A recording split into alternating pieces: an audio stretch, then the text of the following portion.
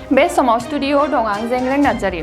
चिरां जिल्लानि सिङाव थानाय बर' बाजार गोजौसिन फरायसालिनि बानजायनायाव बर' बाजार गोजौसिन फरायसालियाव प्रि फ्रेशार स'सियेल डे काम गेट टुगेदार सेरेमनि खुंदों।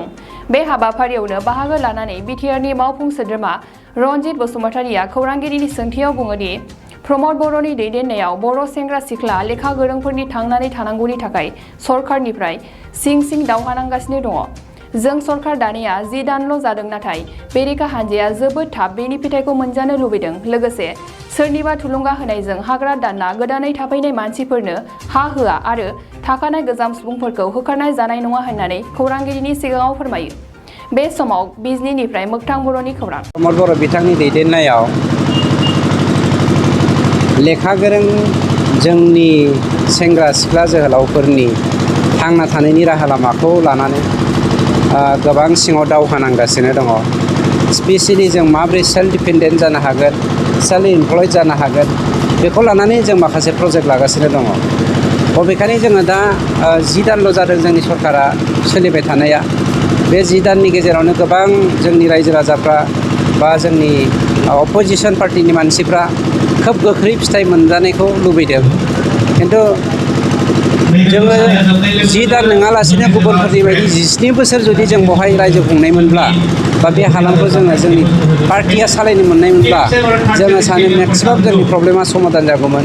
खिन्थु अब्लाबो जोङो आगोलनि बाथ्राखौ रायखाङालासिनो दिनैनि समाव जोंनि इयुथफोरनि थांना थानायनि राहा लामाखौ माबोरै खालामनो हायो खोब गोख्रैनो सुफुंनायनि राहा लामा लानायनि जों बेबस्था लागासिनो दङ।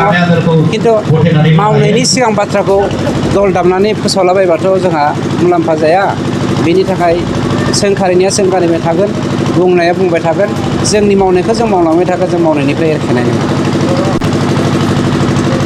जाय मानसिफोरा बावैसो जोंनि सरकारखौ गुबुंले थासारिजों थांजानो लुबैनानै बा समाजनि नोजोराव जोंखौ गाज्रि दिन्थिफ्लानायनि मुङाव बावैसो माखासे रायजो राजाफोरखौ इनकारेज होनानै हाग्रा दानगासिनो दङ। आं बिथांमोनखौसो हुमखि होनो नागिरदों।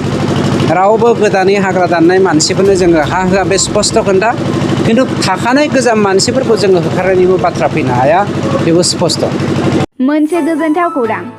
गोजोननि नोगोर क'क्राझाराव थानाय बाजार इन्डिया आरो MRM हस्पिटाल साखाथियाव बड'लेण्ड थेरापि सेन्टाराव थुब्ला ब्रह्मआ गुबुन गुबुन रोखोमनि सानाय सुनाय गोनां सुबुंफोरनि थाखाय फाहामथाय होनाय जायो।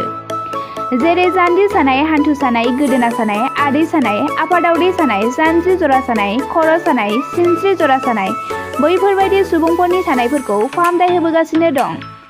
सोरबाफोर बे बेरामाव गोग्लैनाय सुबुंफोरा बे खाबुखौ लानो हागोन। गोबां मिन्थिनो थाखाय नैबे जानबुं नङाव फन खालाम 9974030738।